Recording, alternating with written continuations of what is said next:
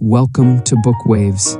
Today, we bring you Above Life's Turmoil by James Allen, a timeless gem from 1910. This powerful audiobook offers profound insights into finding peace, mastering your emotions, and rising above life's challenges.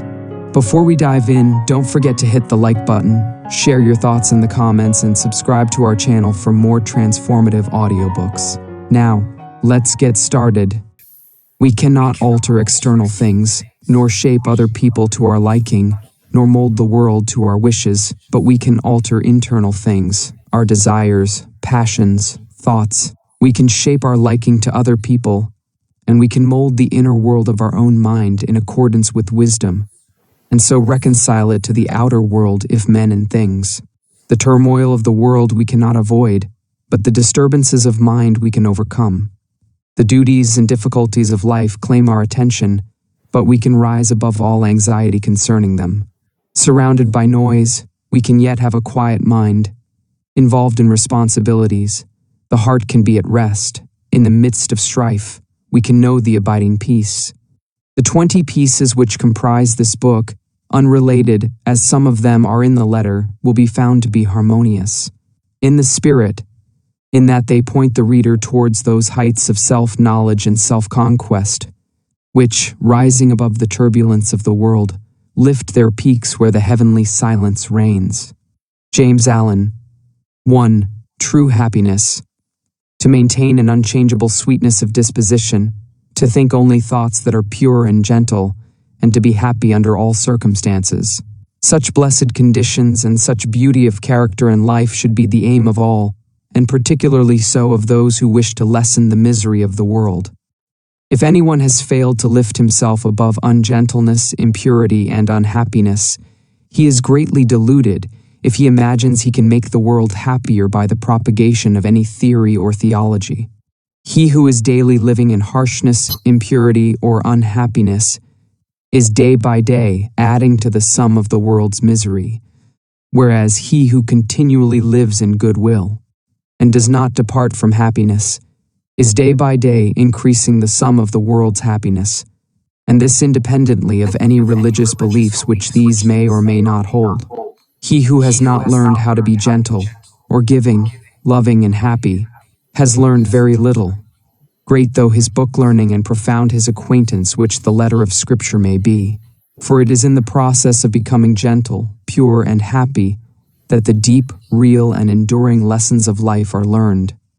Unbroken sweetness of conduct in the face of all outward antagonism is the infallible indication of a self-conquered soul, the witness of wisdom, and the proof of the possession of truth. A sweet and happy soul is the ripened fruit of experience and wisdom, and it sheds abroad the invisible yet powerful aroma of its influence, gladdening the hearts of others and purifying the world. And all who will, and who have not yet commenced, may begin this day, if they will so resolve, to live sweetly and happily, as becomes the dignity of a true manhood or womanhood. Do not say that. Your surroundings are against you. A man's surroundings are never against him, they are there to aid him.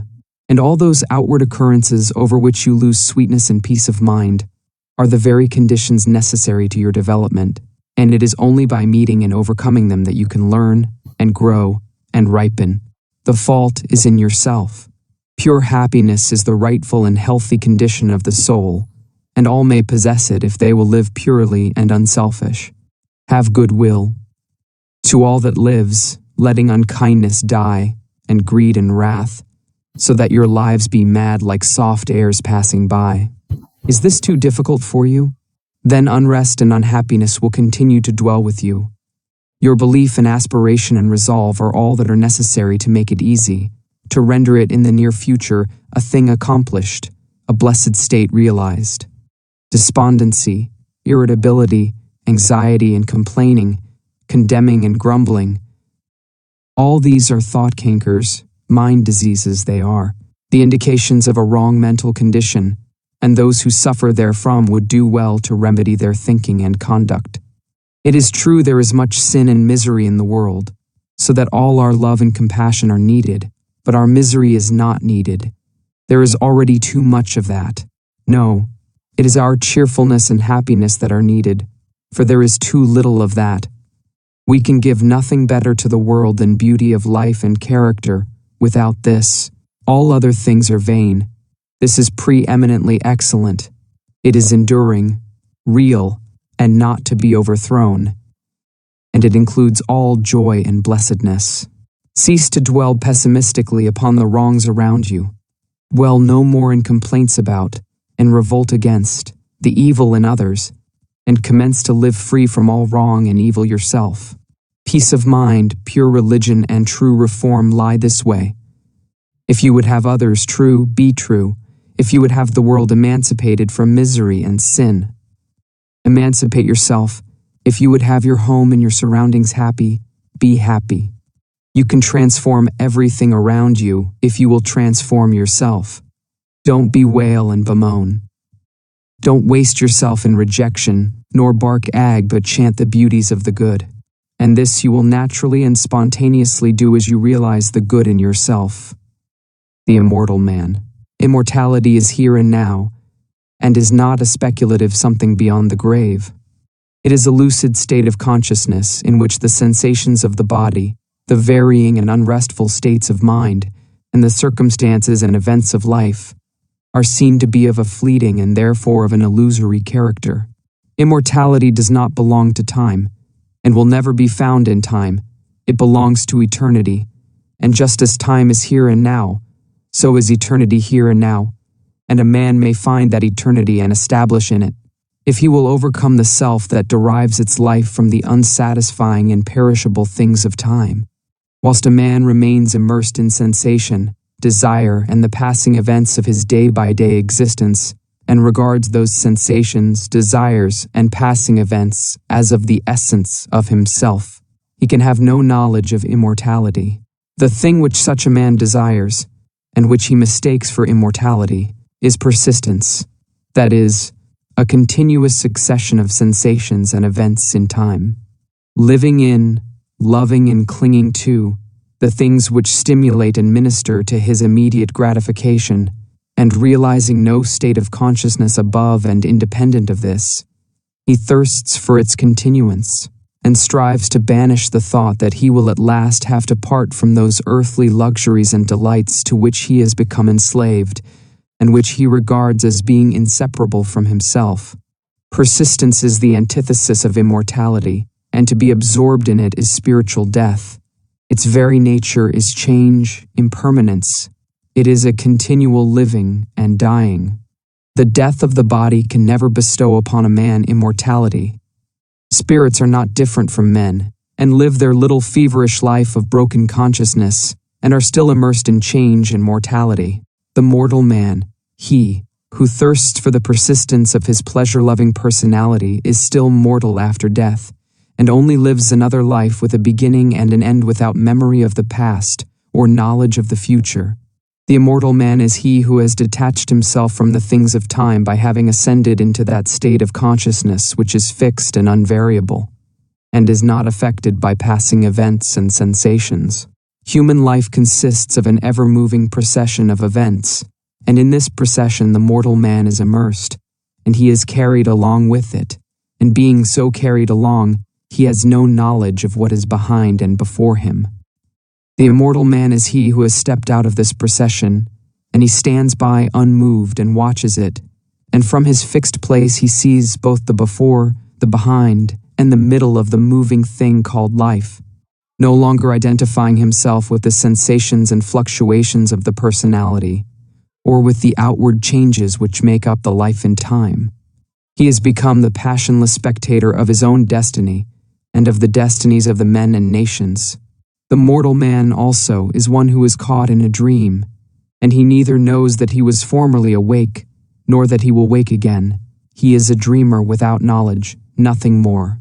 The immortal man is as one who has awakened out of his dream, and he knows that his dream was not an enduring reality, but a passing illusion.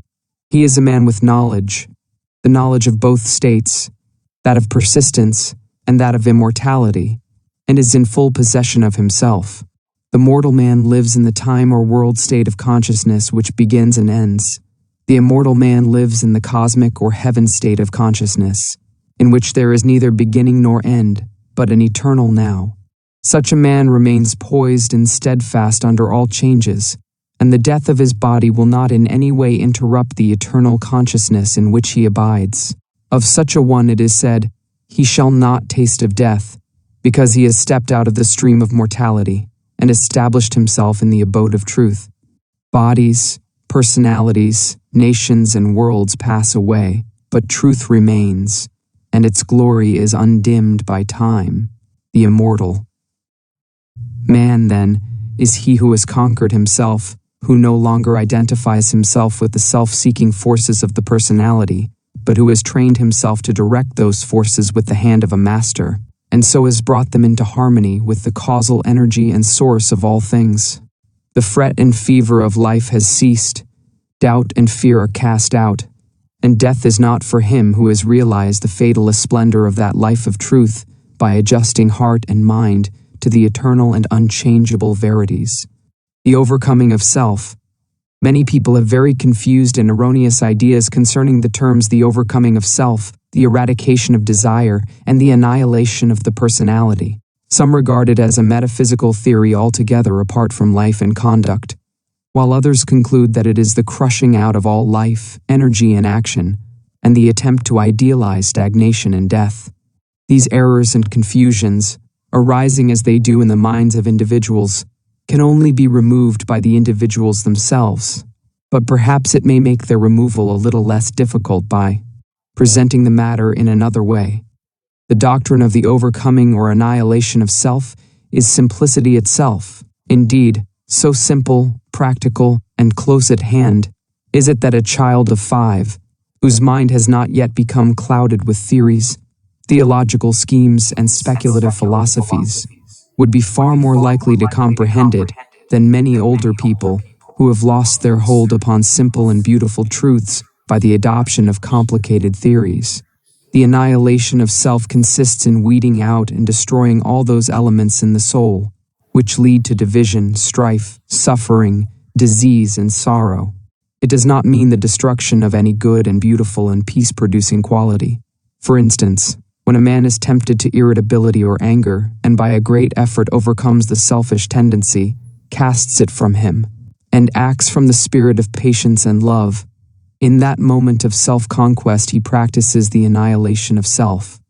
Every noble man practices it in part, though he may deny it in his words, and he who carries out this practice to its completion, eradicating every selfish tendency until only the divinely beautiful qualities remain, he is said to have annihilated the personality, and to have arrived at truth. The self which is to be annihilated is composed of the following 10 worthless and sorrow-producing elements: lust, hatred, avarice, self-indulgence, self-seeking, vanity, pride, doubt, dark belief, delusion. It is the total abandonment, the complete annihilation of these 10 elements, for they comprise the body of desire. On the other hand, it teaches the cultivation, practice, and preservation of the following 10 divine qualities: purity, patience, humility, self-sacrifice, self-reliance, fearlessness, knowledge, wisdom, compassion, love.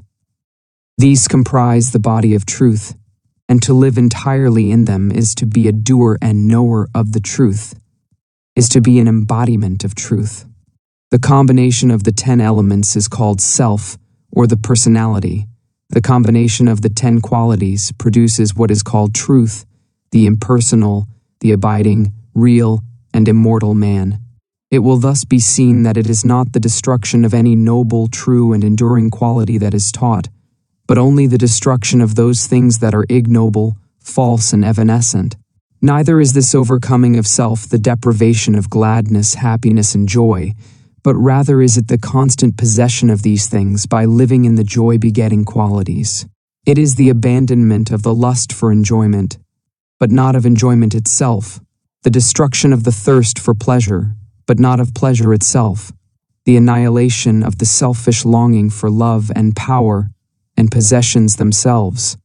It is the preservation of all those things which draw and bind men together in unity and concord, and, far from idealizing stagnation and death, urges men to the practice of those qualities which lead to the highest, noblest, most effective, and enduring action. He whose actions proceed from some or all of the 10 elements wastes his energies upon negations and does not preserve his soul. But he whose actions proceed from some or all of the 10 qualities, he truly and wisely acts and so preserves his soul.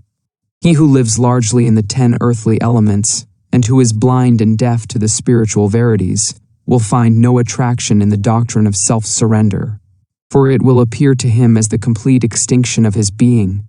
But he who is endeavoring to live in the 10 heavenly qualities will see the glory and beauty of the doctrine, and will know it as the foundation of life eternal. He will also see that when men apprehend and practice it, industry, commerce, government, and every worldly activity will be purified, and action, purpose, and intelligence, instead of being destroyed, will be intensified and enlarged. The uses of temptation. The soul in its journey towards perfection passes through 3 distinct stages. The first is the animal stage, in which the man is content to live, in the gratification of his senses, unawakened to the knowledge of sin or of his divine inheritance, and altogether unconscious of the spiritual possibilities within himself. The second is the dual stage, in which the mind is continually oscillating between its animal and divine tendencies, having become awakened to the consciousness of both. It is during this stage that temptation plays its part in the progress of the soul. It is a stage of continual fighting, of falling and rising, of sinning and repenting, for the man still loving and reluctant to leave the gratifications in which he has so long lived, yet also aspires to the purity and excellence of the spiritual state. And he is continually mortified by an undecided choice. Urged on by the divine life within him, this stage becomes at last one of deep anguish and suffering, and then the soul is ushered into the third stage, that of knowledge, in which the man rises above both sin and temptation, and enters into peace. Temptation, like contentment in sin, is not a lasting condition as the majority of people suppose. It is a passing phase, an experience through which the soul must pass. But as to whether a man will pass through that condition in this present life and realize holiness and heavenly rest, here and now, will depend entirely upon the strength of his intellectual and spiritual exertions, and upon the intensity and ardor with which he searches for truth. Temptation, with all its attendant torments, can be overcome here and now, but it can only be overcome by knowledge. It is a condition of darkness or of semi-darkness. The fully enlightened soul is proof against all temptation. When a man fully understands the source, nature, and meaning of temptation, in that hour he will conquer it, and will rest from his long travail.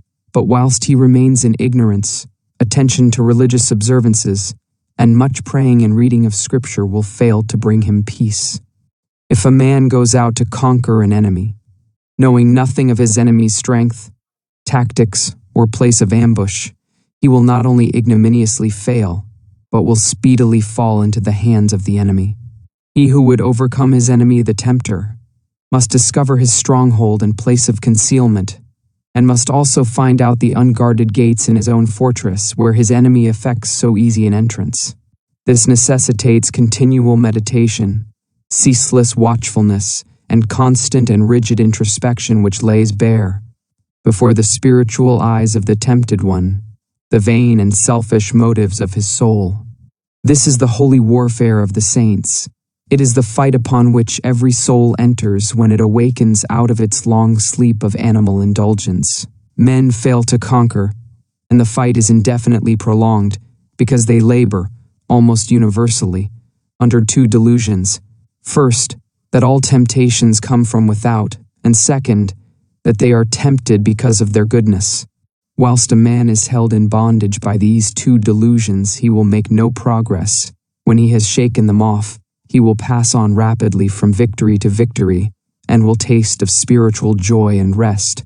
2 searching truths must take the place of these 2 delusions, and those truths are, first, that all temptation comes from within, and second, that a man is tempted because of the evil that is within him. The idea that God, a devil, evil spirits, or outward objects are the source of temptation must be dispelled. The source and cause of all temptation is in the inward desire, that being purified or eliminated, outward objects and extraneous powers are utterly powerless to move the soul to sin or to temptation. The outward object is merely the occasion of the temptation, never the cause. This is in the desire of the one tempted. If the cause existed in the object, all men would be tempted alike. Temptation could never be overcome, and men would be hopelessly doomed to endless torment. But seated, as it is, in his own desires, he has the remedy in his own hands, and can become victorious over all temptation by purifying those desires. A man is tempted because there are within him certain desires or states of mind which he has come to regard as unholy. These desires may lie asleep for a long time, and the man may think that he has got rid of them, when suddenly, on the presentation of an outward object, the sleeping desire wakes up and thirsts of immediate gratification, and this is the state of temptation. The good in a man is never tempted. Goodness destroys temptation. It is the evil in a man that is aroused and tempted. The measure of a man's temptations is the exact register of his own unholiness. As a man purifies his heart, temptation ceases, for when a certain unlawful desire has been taken out of the heart, the object which formerly appealed to it can no longer do so, but becomes dead and powerless. For there is nothing left in the heart that can respond to it. The honest man cannot be tempted to steal, let the occasion be ever so opportune. The man of purified appetites cannot be tempted to gluttony and drunkenness, though the viands and wines be the most luscious.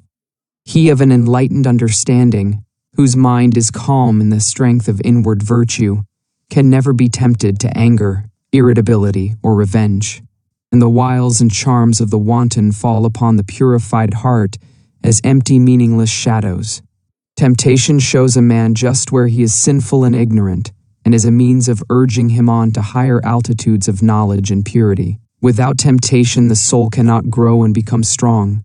There could be no wisdom, no real virtue, and though there would be lethargy and death, there could be no peace and no fullness of life. When temptation is understood and conquered, perfection is assured, and such perfection may become any man's who is willing to cast every selfish and impure desire by which he is possessed into the sacrificial fire of knowledge. Let men therefore search diligently for truth, realizing that whilst they are subject to temptation, they have not comprehended truth, and have much to learn. Ye who are tempted, know then that ye are tempted of yourselves. For every man is tempted when he is drawn away of his own lusts, says the Apostle James. You are tempted because you are clinging to the animal within you and are unwilling to let go, because you are living in the false mortal self which is ever devoid of all true knowledge, knowing nothing, seeking nothing, but its own immediate gratification, ignorant of every truth and of every divine principle. Clinging to that self, you continually suffer the pains of three separate torments: the torment of desire, the torment of repletion, and the torment of remorse. So flameth Trishna, lust and thirst of things eager. Ye cleave to shadows, dote on dreams, a false self in the midst ye plant, and make a world around which seems blind to the height beyond, deaf to the sound of sweet airs breathed from far past Indra's dumb, to the summons of the true life kept for him who false puts by. So grow the strifes and lusts which make earth so grieve poor cheated hearts, and flow salt tay so wax the passions, envies, angers, hates. So years chase blood-stained years with wild red feet. In that false self lies the germ of every suffering, the blight of every hope, the substance of every grief. When you are ready to give it up, when you are willing to have laid bare before you all its selfishness, impurity, and ignorance, and to confess its darkness to the uttermost, then will you enter upon the life of self-knowledge and self-mastery. You will become conscious of the God within you, of that divine nature which, seeking no gratification, abides in a region of perpetual joy and peace, where suffering cannot come, and where temptation can find no foothold. establishing yourself, day by day, more and more firmly in that inward divinity. The time will at last come when you will be able to say with him, whom millions worship, few understand, and fewer still follow, "The prince of this world cometh and hath nothing in me." The man of integrity. There are times in the life of every man who takes his stand on high moral principles when his faith in and knowledge of those principles is tested to the uttermost, and the way in which he comes out of the fiery trial decides as to whether he has sufficient strength to live as a man of truth and join the company of the free, or shall still remain a slave and a hireling to the cruel taskmaster, self.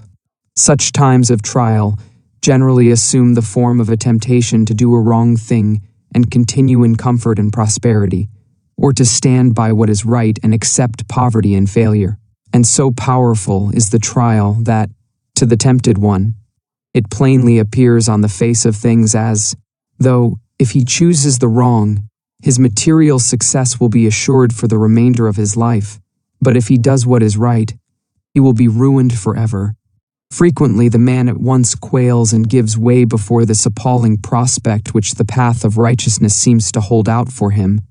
But should he prove sufficiently strong to withstand this onslaught of temptation, then the inward seducer, the spirit of self, assumes the grab of an angel of light and whispers, "Think of your wife and children. Think of those who are dependent upon you. Will you bring them down to disgrace and starvation? Strong indeed and pure must be the man who can come triumphant out of such a trial. But he who does so enters at once a higher realm of life, where his spiritual eyes are open to see beautiful things, and then poverty and ruin which seemed inevitable do not come, but a more abiding success comes, and a peaceful heart and a quiet conscience. But he who fails does not obtain the promised prosperity, and his heart is restless and his conscience troubled. The right doer cannot ultimately fail, the wrongdoer cannot ultimately succeed, for such is the law which moves to righteousness, which none at last can turn aside or stay. And it is because justice is at the heart of things, because the great law is good, that the man of integrity is superior to fear and failure and poverty and shame and disgrace. As the poet further says of this law, "The heart of its love, the end of it is peace and consummation's sweet obey. The man who, fearing the loss of present pleasures or material comforts, denies the truth within him, can be injured and robbed and degraded and trampled upon, because he has first injured, robbed, and degraded, and trampled upon his own nobler self.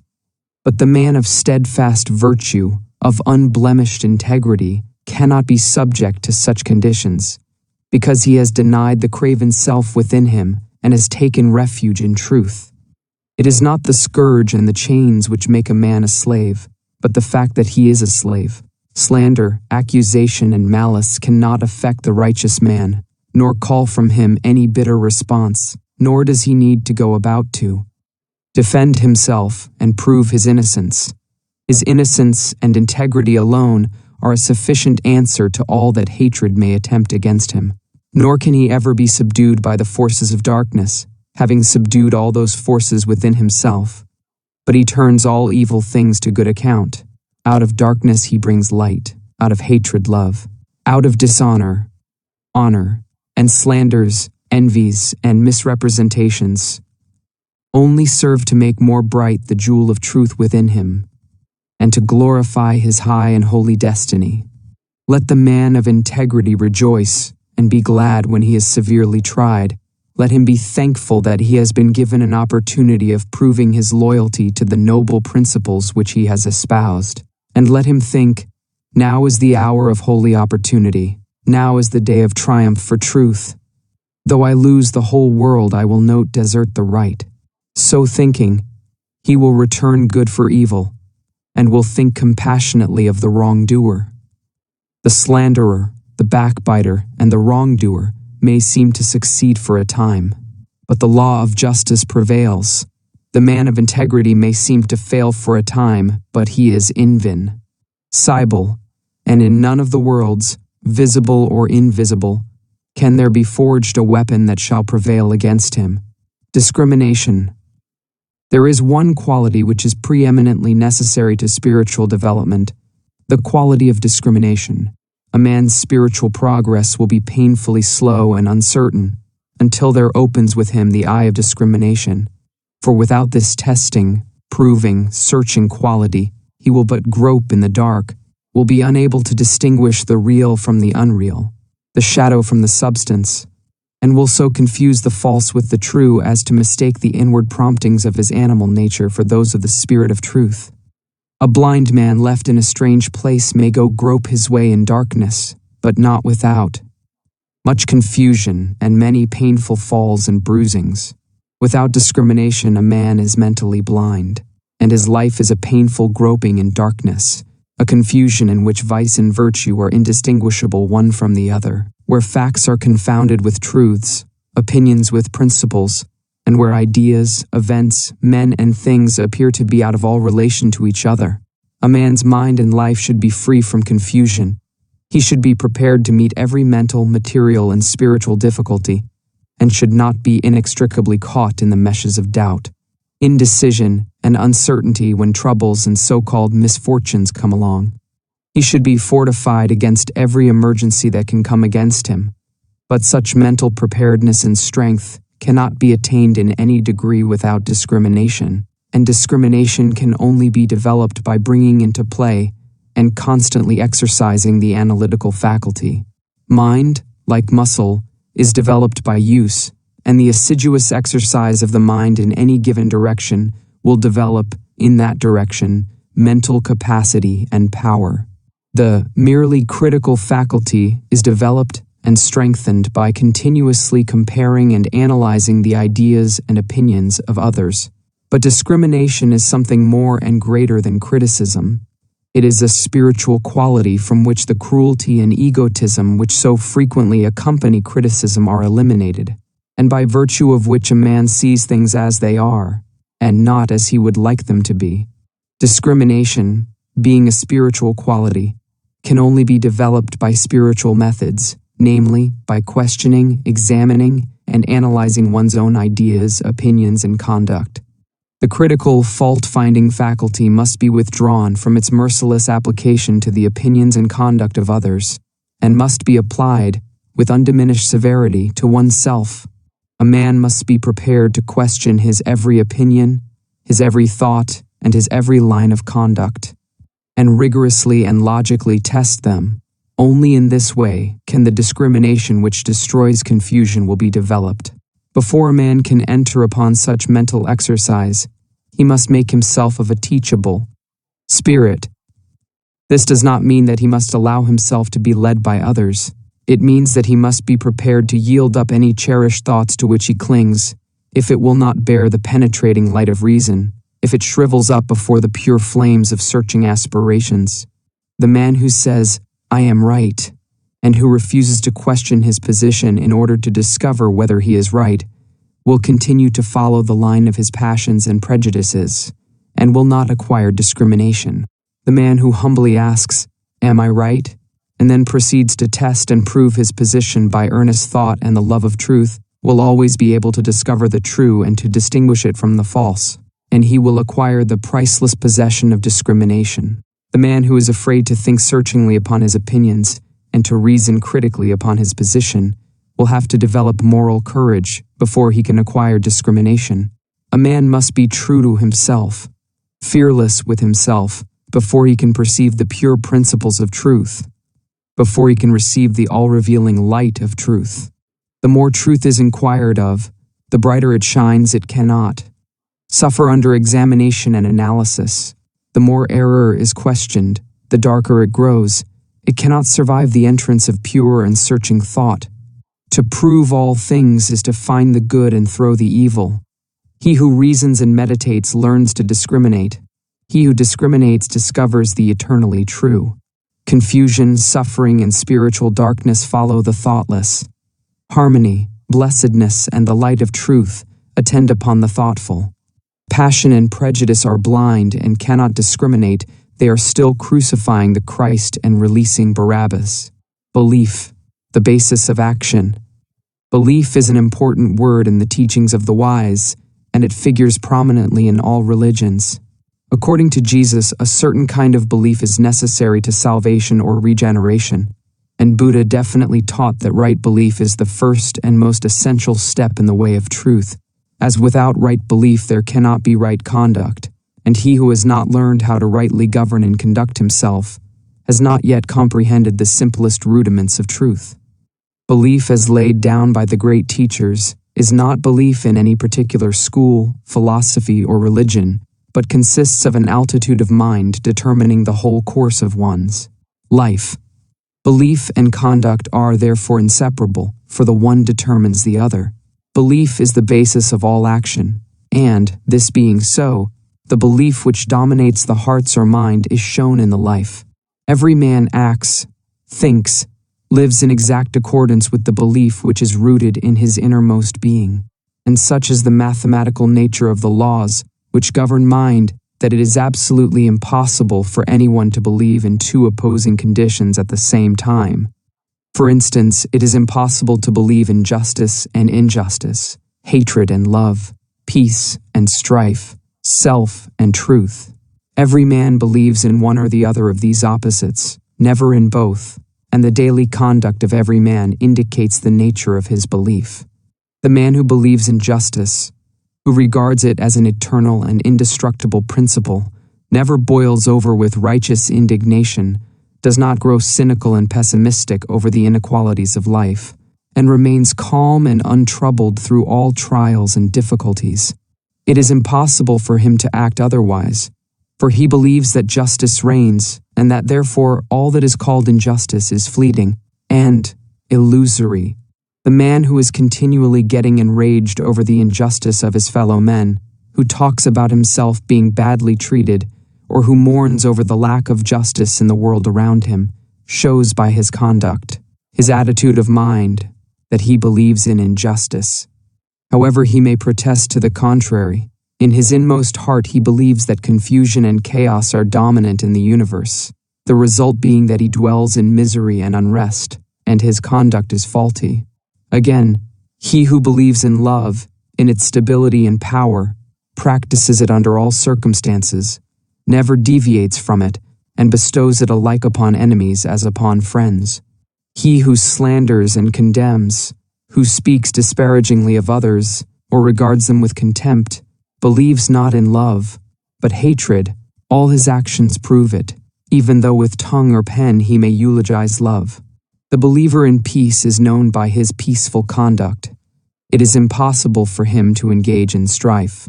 If attacked, he does not retaliate, for he has seen the majesty of the angel of peace, and he can no longer pay homage to the demon of strife. The stirrer-up of strife, the lover of argument, he who rushes into self-defense upon any or every provocation, believes in strife, and will have naught to do with peace. Further, he who believes in truth renounces himself. That is, he refuses to center his life in those passions, desires, and characteristics which crave only their own gratification, and by thus renouncing he becomes steadfastly fixed in truth, and lives a wise, beautiful, and blameless life. The believer in self is known by his daily indulgences, gratifications, and vanities, and by the disappointments, sorrows, and mortifications which he continually suffers. The believer in truth does not suffer, for he has given up that self which is the cause of such suffering. It will be seen by the foregoing that every man believes either in permanent and eternal principles directing human life towards law and harmony, or in the negation of those principles, with the resultant chaos in human affairs and in his own life. Belief in the divine principles of justice, compassion, love, constitutes the right belief laid down by Buddha as being the basis of right conduct, and also the belief unto salvation as emphasized in the Christian scriptures. For he who so believes cannot do otherwise than build his whole life upon these principles, and so purifies his heart and perfects his life. Belief in the negation of this divine principle constitutes what is called an all-religious unbelief, and this unbelief is manifested as a sinful, troubled, and imperfect life. Where there is right belief, there is a blameless and perfect life. Where there is false belief, there is sin, there is sorrow, the mind and life are improperly governed, and there is affliction and unrest. By their fruits ye shall know them. There is much talk about belief in Jesus, but what does belief in Jesus mean? It means belief in his words, in the principles he enunciated and lived, in his commandments and in his exemplary life of perfection. He who declares belief in Jesus, and yet is all the time living in his lusts and indulgences, or in the spirit of hatred and condemnation, is self-deceived. He believes not in Jesus, he believes in his own animal self. As a faithful servant delights in carrying out the commands of his master, so he who believes in Jesus carries out his commandments, and so is saved from sin. The supreme test of belief in Jesus is this: do I keep his commandments? And this test is applied by St. John himself in the following words: He that saith, I know him, and keepeth not his commandments, is a liar, and the truth is not in him. But whose keepeth his word, in him verily is the word of God perfected. It will be found after a rigid and impartial analysis that belief lies at the root of all human conduct. Every thought, every act, every habit is the direct outcome of a certain fixed belief, and one's conduct alters only as one's belief are modified. What we cling to, in that we believe; what we practice, in that we believe. When our belief in a thing ceases, we can no longer cling to or practice it. It falls away from us as a garment outworn. Men cling to their lusts and lies and vanities because they believe in them, believe there is gain and happiness in them. When they transfer their belief to the divine qualities of purity and humility, those sins trouble them no more. Men are saved from error by belief in the supremacy of truth. They are saved from sin by belief in holiness or perfection.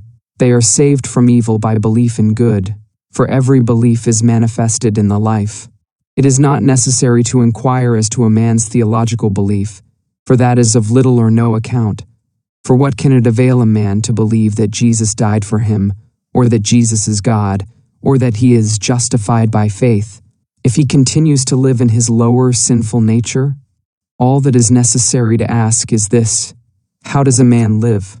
How does he conduct himself under trying circumstances? The answer to these questions will show whether a man believes in the power of evil or in the power of good. He who believes in the power of good lives a good, spiritual, or godly life, for goodness is God, yea, verily is God himself, and he will soon leave behind him all sins and sorrows who believes, with steadfast and unwavering faith, in the supreme good, the belief that saves. It has been said that a man's whole life and character is the outcome of his belief, and also that his belief has nothing whatever to do with his life. Both statements are true.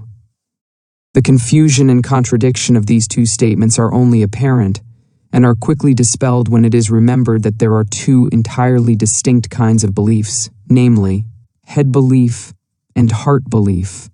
Head or intellectual belief is not fundamental and causative, but it is superficial and consequent, and that it has no power in the molding of a man's character, the most superficial observer may easily see. Take, for instance, half a dozen men from any creed. They not only hold the same theological belief, but confess the same articles of faith in every particular, and yet their characters are vastly different. One will be just as noble as another is ignoble.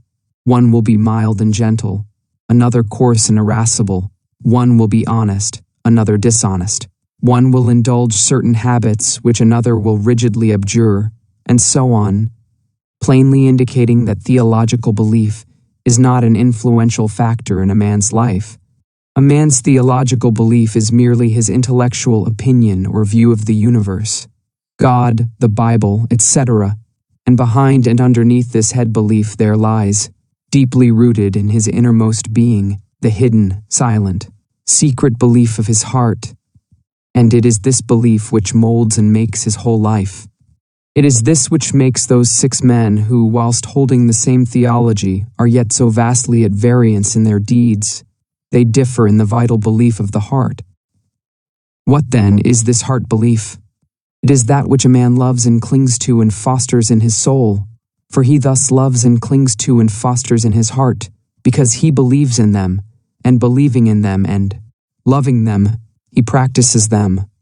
Thus is his life the effect of his belief, but it has no relation to the particular creed which comprises his intellectual belief. One man clings to impure and immoral things because he believes in them. Another does not cling to them because he has ceased to believe in them. A man cannot cling to anything unless he believes in it. Belief always precedes action. Therefore, a man's deeds and life are the fruits of his belief. The priest and the Levite who passed by the injured and helpless man held, no doubt, very strongly to the theological doctrines of their fathers. That was their intellectual belief. But in their hearts they did not believe in mercy, and so lived and acted accordingly. The Good Samaritan may or may not have had any theological beliefs, nor was it necessary that he should have. But in his heart he believed in mercy, and acted accordingly. Strictly speaking, there are only two beliefs which vitally affect the life, and they are belief in good and belief in evil. He who believes in all those things that are good will love them and live in them. He who believes in those things that are impure and selfish will love them and cling to them. The tree is known by its fruits. A man's beliefs about God, Jesus, and the Bible are one thing. His life, as bound up in his actions, is another. Therefore, a man's theological belief is of no consequence, but the thoughts which he harbors, his attitude of mind towards others, and his actions, these and these only, determine and demonstrate whether the belief of a man's heart is fixed in the false or true. Thought and action. As the fruit to the tree and the water to the spring, so is action to thought. It does not come into manifestation suddenly and without a cause. It is the result of a long and silent growth, the end of a hidden process which has long been gathering force. The fruit of the tree and the water gushing from the rock are both the effect of a combination of natural processes in air and earth, which have long worked together in secret to produce the phenomenon. And the beautiful acts of enlightenment and the dark deeds of sin are both the ripened effects of trains of thought, which have long been harbored in the mind. The sudden falling, when greatly tempted, into some grievous sin by one who was believed, and who probably believed himself, to stand firm, is seen neither to be a sudden nor a causeless thing, when the hidden process of thought which led up to it are revealed. The falling was merely the end, the outworking, the finished result of what commenced in the mind probably years before. The man had allowed a wrong thought to enter his mind, and a second and a third time he had welcomed it, and allowed it to nestle in his heart. Gradually he became accustomed to it, and cherished, and fondled, and tended it, and so it grew, until at last it attained such strength and force that it attracted to itself the opportunity which enabled it to burst forth, and ripen into act. As falls the stately building whose foundations have been gradually undermined by the action of water, so at last falls the strong man who allows corrupt thoughts to creep into his mind and secretly undermine his character. When it is seen that all sin and temptation are the natural outcome of the thoughts of the individual, the way to overcome sin and temptation becomes plain, and its achievement a near possibility and, sooner or later, a certain reality. For if a man will admit, cherish, and brood upon thoughts that are pure and good, those thoughts, just as surely as the impure, will grow and gather force, and will at last attract to themselves the opportunities which will enable them to ripen into act. There is nothing hidden that shall not be revealed, and every thought that is harbored in the mind must, by virtue of the impelling force which is inherent in the universe, at last blossom into act, good or bad, according to its nature. The divine teacher and the sensualist are both the product of their own thoughts, and have become what they are as the result of the seeds of thought which they have implanted, are allowed to fall into the garden of the heart, and have afterwards watered, tended, and cultivated. Let no man think he can overcome sin and temptation by wrestling with opportunity. He can only overcome them by purifying his thoughts, and if he will, day by day, in the silence of his soul, and in the performance of his duties, strenuously overcome all erroneous inclination, and put in its place thoughts that are true and that will endure the light. Opportunity to do evil will give place to opportunity for accomplishing good. For a man can only attract that to him which is in harmony with his nature, and no temptation can gravitate to a man unless there is that in his heart which is capable of responding to it. Guard well your thoughts, reader, for what you really are in your secret thoughts today, be it good or evil, you will sooner or later become an actual deed.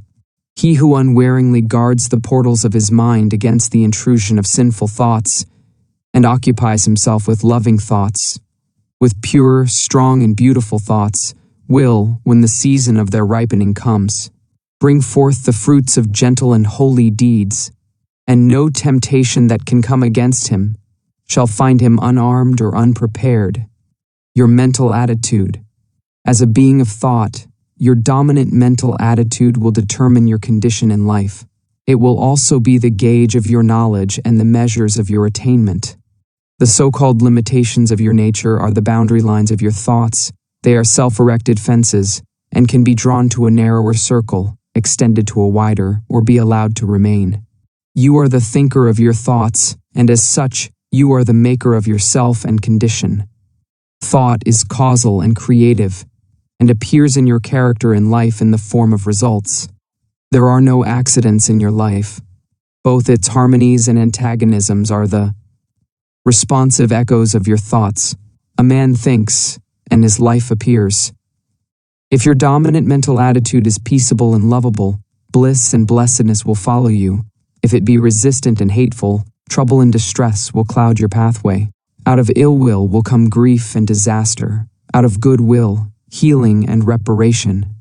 You imagine your circumstances as being separate from yourself, but they are intimately related to your thought world. Nothing appears without an adequate cause. Everything that happens is just. Nothing is fated. Everything is formed.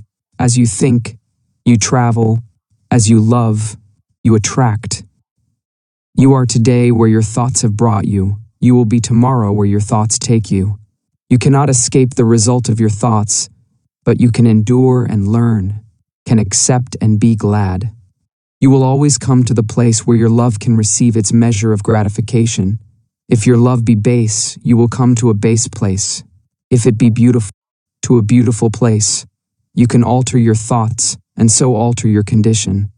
Strive to perceive the vastness and grandeur of your responsibility. You are powerful, not powerless. You are as powerful to obey as you are to disobey, as strong to be pure as to be impure, as ready for wisdom as for ignorance. You can learn what you will, can remain as ignorant as you choose. If you love knowledge, you will obtain it. If you love wisdom, you will secure it. If you love purity, you will realize it. All things await your acceptance, and you choose by the thoughts which you entertain. A man remains ignorant because he loves ignorance, and chooses ignorant thoughts. A man becomes wise because he loves wisdom, and chooses wise thoughts. No man is hindered by another. He is only hindered by himself. No man suffers because of another. He suffers only because of himself. By the noble gateway of pure thought you can enter the highest heaven.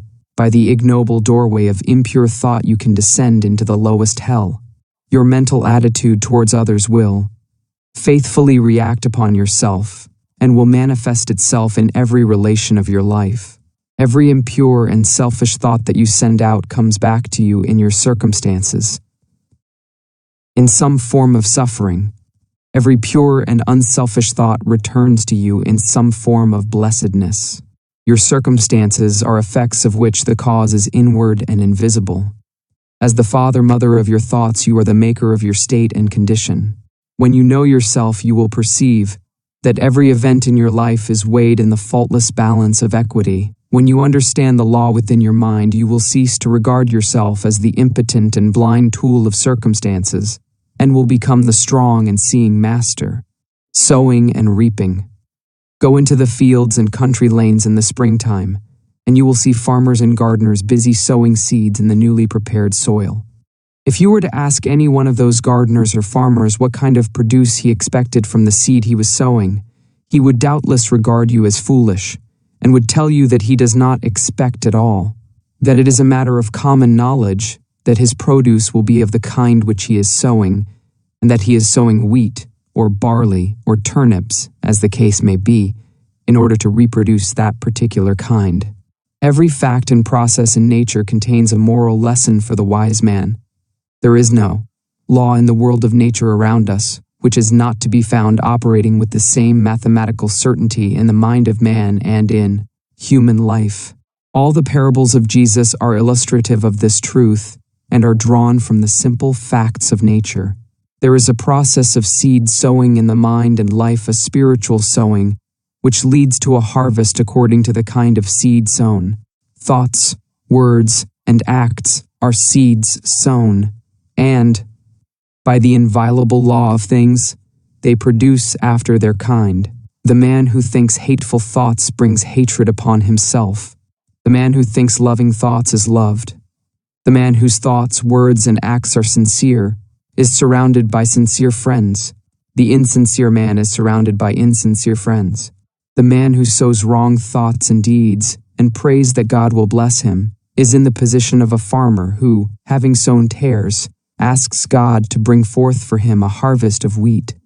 That which ye sow, ye reap. See yonder fields. The sesamum was sesamum, the corn was corn.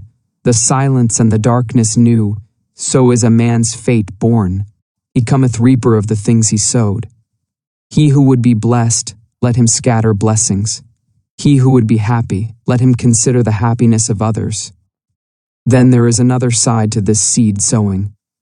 The farmer must scatter all his seed upon the land, and then leave it to the elements. Were he to covetously hoard his seed, he would lose both it and his produce, for his seed would perish. It perishes when he sows it, but in perishing it brings forth a great abundance. So in life, we get by giving, we grow rich by scattering. The man who says he is in possession of knowledge which he cannot give out because the world is incapable of receiving it, either does not possess such knowledge, or if he does, will soon be deprived of it, if he is not already so deprived. To hoard is to lose, to exclusively retain is to be dispossessed. Even the man who would increase his material wealth must be willing to part with what little capital he has, and then wait for the increase. So long as he retains his hold on his precious money, he will not only remain poor, but will be growing poorer every day. He will, after all, lose the thing he loves, and will lose it without increase. But if he wisely lets it go, if, like the farmer, he scatters his seeds of gold, then he can faithfully wait for and reasonably expect the increase. Men are asking God to give them peace and purity, and righteousness and blessedness, but are not obtaining these things, and why not? Because they are not practicing them, not sowing them. I once heard a preacher pray very earnestly for forgiveness, and shortly afterwards, in the course of his sermon, he called upon his congregation to show no mercy to the enemies of the church. Such self-delusion is pitiful, and men have yet to learn that the way to obtain peace and blessedness is to scatter peaceful and blessed thoughts, words, and deeds. Men believe that they can sow the seeds of strife, impurity, and unbrotherliness, and then gather in a rich harvest of peace, purity, and concord by merely asking for it. What more pathetic sight than to see an irritable and quarrelsome man praying for peace? Men reap that which they sow, and any man can reap all blessedness now and at once, if he will put aside selfishness and sow broadcast. What mental seeds have I been sowing? What have I done for others? What is my attitude towards others? What seeds of trouble and sorrow and unhappen let him seek within and find. And having found, let him abandon all the seeds of self, and sow, henceforth, only the seeds of truth. Let him learn of the farmer the simple truths of wisdom. 12. The reign of law. The little party gods have had their day. The arbitrary gods, creatures of human caprice and ignorance, are falling into disrepute. Men have quarreled over and defended them until they have grown weary of the strife, and now, everywhere, they are relinquishing and breaking up these helpless idols of their long worship. The god of revenge, hatred, and jealousy, who gloats over the downfall of his enemies. The partial God who gratifies all our narrow and selfish desires. The God who saves only the creatures of his particular special creed. The God of exclusiveness and favoritism, such were the gods. Of our soul's infancy, God's base and foolish as ourselves, the fabrications of our selfish self, and we relinquished our petty gods with bitter tears and misgivings, and broke our idols with bleeding hands. But in so doing we did not lose sight of God. Nay, we drew nearer to the great silent heart of love. Destroying the idols of self, we began to comprehend somewhat of the power which cannot be destroyed, and entered into a wider knowledge of the God of love, of peace, of joy, the God in whom revenge and partiality cannot exist, the God of light, from whose presence the darkness of fear and doubt and selfishness cannot choose but flee. We have reached one of those epochs in the world's progress which witnesses the passing of the false gods, the gods of human selfishness and human illusion. The new old revelation of one universal impersonal truth has again dawned upon the world, and its searching light has carried consternation to the perishable gods who take shelter under the shadow of self. Men have lost faith in a God who can be cajoled, who rules arbitrarily and capriciously, subverting the whole order of things to gratify the wishes of his worshippers, and are turning, with a new light in their eyes and a new joy in their hearts, to the God of law. And to him they turn, not for personal happiness and gratification, but for knowledge, for understanding, for wisdom, for liberation from the bondage of self. And thus turning, they do not seek in vain, nor are they sent away empty and discomfited. They find within themselves the reign of law, that every thought, every impulse, every act and word brings about a result in exact accordance with its own nature, that thoughts of love bring about beautiful and blissful conditions, that hateful thoughts bring about distorted and painful conditions, that thoughts and acts good and evil are weighed in the faultless balance of the supreme law, and receive their equal measure of blessedness on the one hand and misery on the other. And thus finding they enter a new path, the path of obedience to the law. Entering that path they no longer accuse, no longer doubt, no longer fret and despond, for they know that God is right, the universal laws are right, the cosmos is right, and that they themselves are wrong, if wrong there is, and that their salvation depends upon themselves, upon their own efforts, upon their personal acceptance of that which is good and deliberate rejection of that which is evil. No longer merely hearers, they become doers of the word, and they acquire knowledge, they receive understanding, they grow in wisdom, and they enter into the glorious life of liberation from the bondage of self. The law of the Lord is perfect, enlightening the eyes. Imperfection lies in man's ignorance, in man's blind folly. Perfection, which is knowledge of the perfect law, is ready for all who earnestly seek it. It belongs to the order of things. It is yours and mine now if we will only put self-seeking on one side and adopt the life of self-obliteration. The knowledge of truth, with its unspeakable joy, its calmness and quiet strength, is not for those who persist in clinging to their rights, defending their interests, and fighting for their opinions, whose works are imbued with the personal I, and who build upon the shifting sands of selfishness and egotism. It is for those who renounce these causes of strife, these sources of pain and sorrow, and they are, indeed, children of truth, disciples of the Master, worshippers of the Most High. The children of truth are in the world today. They are thinking, acting, writing, speaking, yea, even prophets are amongst us, and their influence is pervading the whole earth.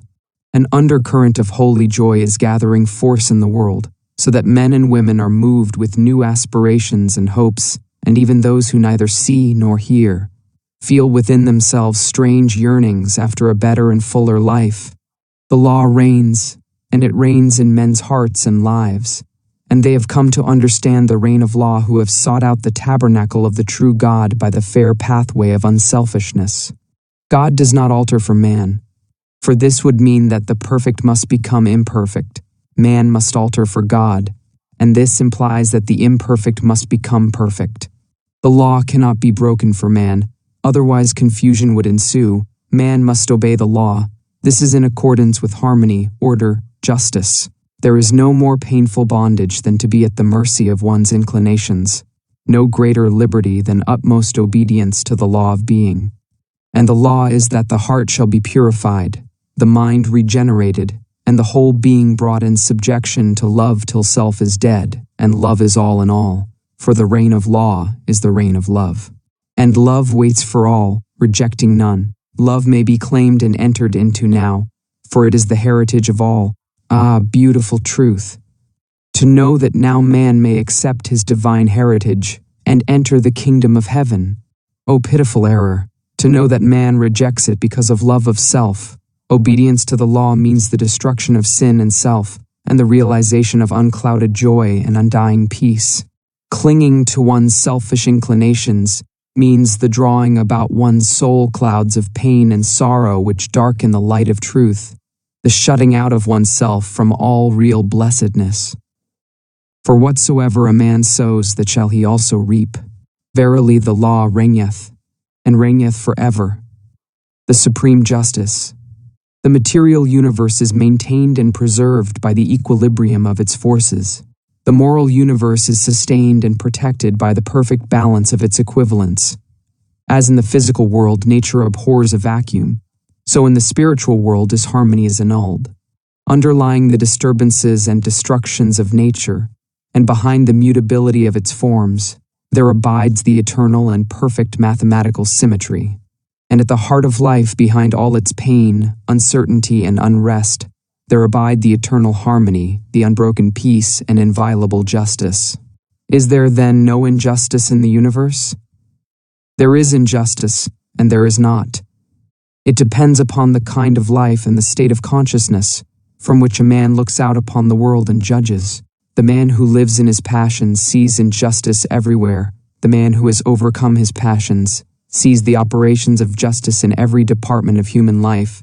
Injustice is the confused, feverish dream of passion, real enough to those who are dreaming it. Justice is the permanent reality in life, gloriously visible to those who have wakened out of the painful nightmare of self. The divine order cannot be perceived until passion and self are transcended. The faultless justice cannot be apprehended until all sense of injury and wrong is consumed in the pure flames of all-embracing love. The man who thinks, I have been slighted, I have been injured, I have been insulted, I have been treated unjustly, cannot know what justice is. Blinded by self, he cannot perceive the pure principles of truth, and brooding upon his wrongs, he lives in continual misery. In the region of passion there is a ceaseless conflict of forces causing suffering to all who are involved in them. There is action and reaction, deed and consequence, cause and effect, and within and above all is the divine justice regulating the play of forces with the utmost mathematical accuracy, balancing cause and effect with the finest precision. But this justice is not perceived, cannot be perceived, by those who are engaged in the conflict. Before this can be done, the fierce warfare of passion must be left behind. The world of passion is the abode of schisms, quarrelings, wars, lawsuits, accusations, condemnations, impurities, weaknesses, follies, hatreds, revenges, and resentments. How can a man perceive justice or understand truth who is even partly involved in the fierce play of its blinding elements?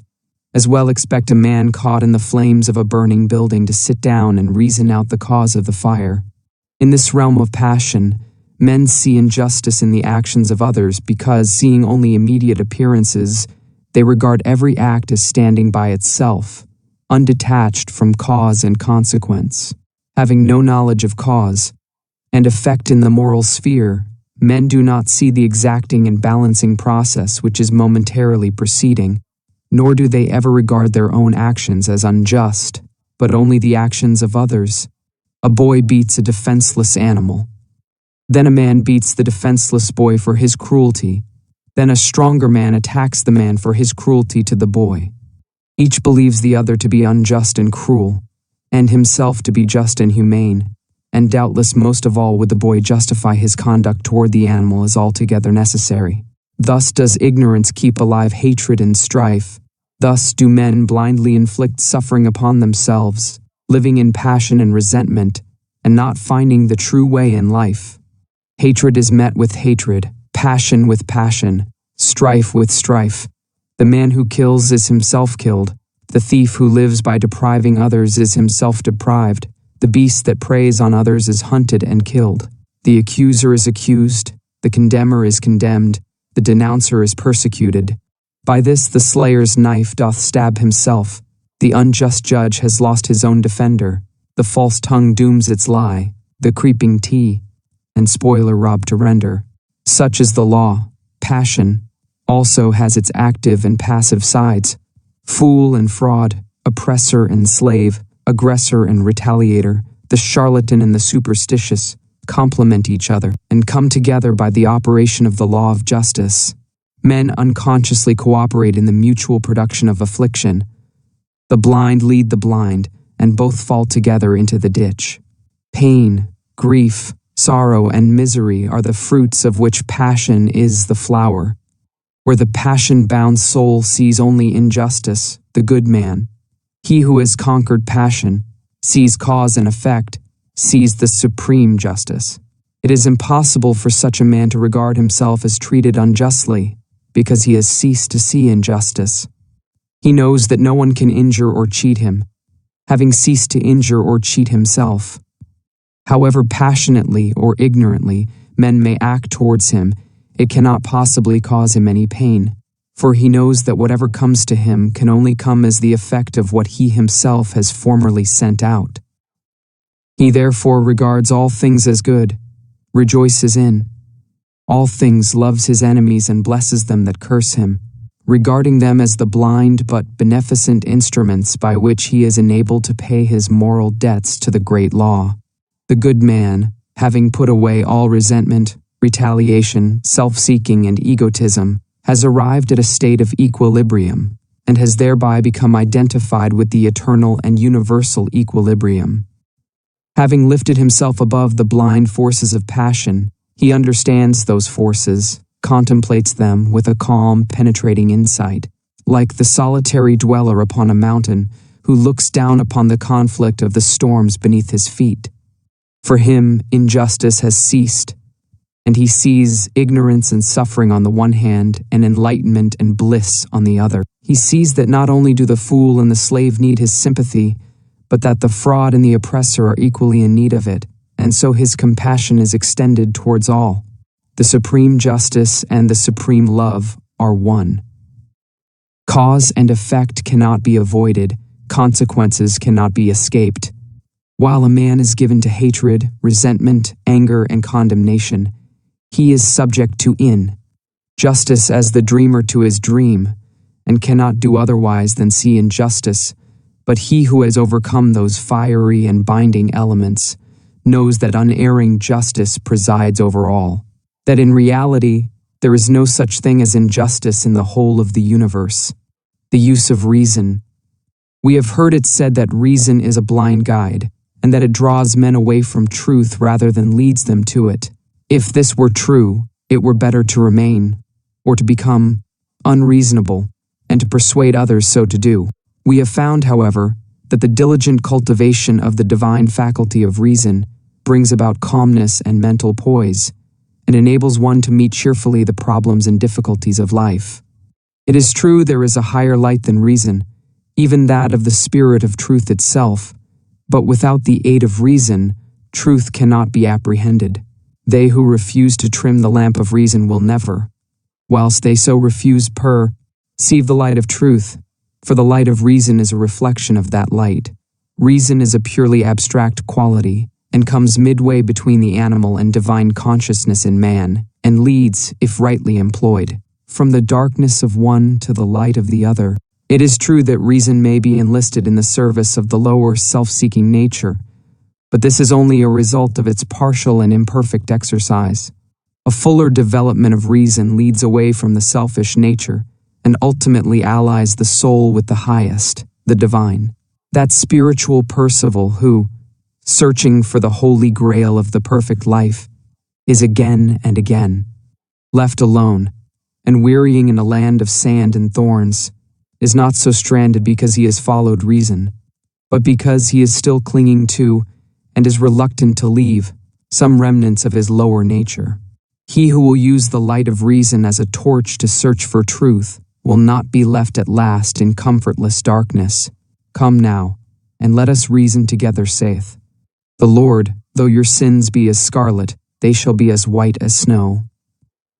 Many men and women pass through untold sufferings and at last die in their sins, because they refuse to reason, because they cling to those dark delusions which even a faint glimmer of the light of reason would dispel.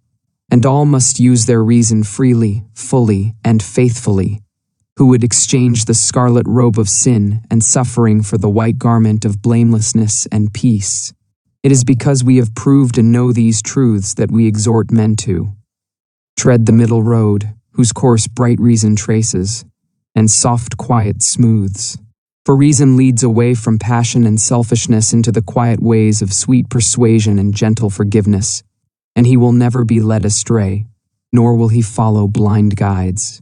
Who faithfully adheres to the apostolic injunction, prove all things, and hold fast that which is good. They, therefore, who despise the light of reason, despise the light of truth. Large numbers of people are possessed of the strange delusion that reason is somehow intimately connected with the denial of the existence of God. This is probably due to the fact that those who try to prove that there is no God usually profess to take their stand upon reason, while those who try to prove the reverse generally profess to take their stand on faith. Such argumentative combatants, however, are frequently governed more by prejudice than either reason or faith, their object being not to find truth, but to defend and confirm a preconceived opinion. Reason is concerned not with ephemeral opinions, but with the established truth of things, and he who is possessed of the faculty of reason in its purity and excellence can never be enslaved by prejudice, and will put from him all preconceived opinions as worthless. He will neither attempt to prove nor disprove, but after balancing extremes and bringing together all apparent contradictions, he will carefully and dispassionately weigh and consider them, and so arrive at truth. Reason is, in reality, associated with all that is pure and gentle, moderate and just. It is said of a violent man that he is unreasonable, of a kind and considerate man that he is reasonable, and of an insane man that he has lost his reason. Thus it is seen that the word is used, even to a great extent unconsciously, though none the less truly, in a very comprehensive sense. And though reason is not actually love and thoughtfulness, and gentleness and sanity, it leads to and is intimately connected with these divine qualities, and cannot, except for purposes of analysis, be dissociated from them. Reason represents all that is high and noble in man. It distinguishes him from the brute which blindly follows its animal inclinations, and just in the degree that man disobeys the voice of reason and follows his inclinations, does he become brutish, as Milton says.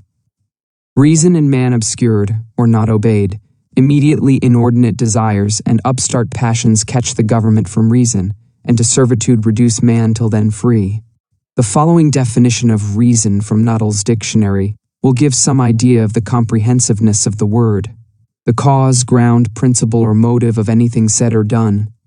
Efficient cause, final cause. The faculty of intelligence in man, especially the faculty by which we arrive at necessary truth. It will thus be seen that reason is a term, the breadth of which is almost sufficient to embrace even truth itself.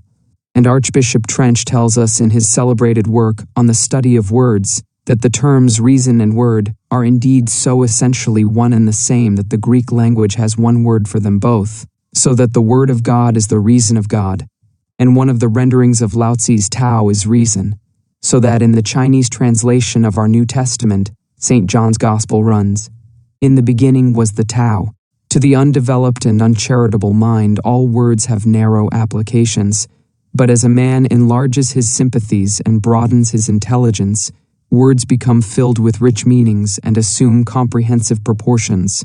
Let us therefore cease from foolish quarrelings about words and, like reasonable beings, search for principles and 15. Self-discipline. A man does not live until he begins to discipline himself, he merely exists.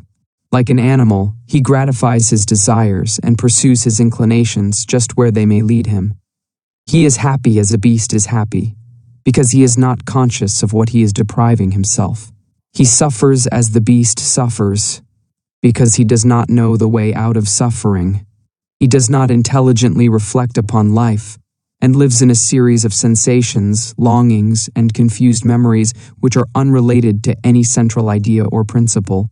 A man whose inner life is so ungoverned and chaotic must necessarily manifest this confusion in the visible conditions of his outer life in the world, and, though for a time, running with the stream of his desires, he may draw to himself a more or less large share of the outer necessities and comforts of life, he never achieves any real success nor accomplishes any real good, and sooner or later worldly failure and disaster are inevitable, as the direct result of the inward failure to properly adjust and regulate those mental forces which make the outer life.